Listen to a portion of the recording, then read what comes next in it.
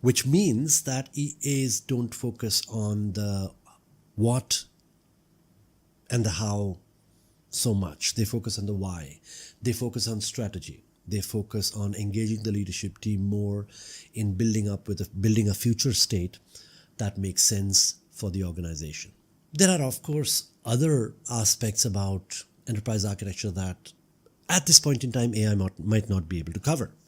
Things such as risks, ethics, and institutional memory, so to speak, right?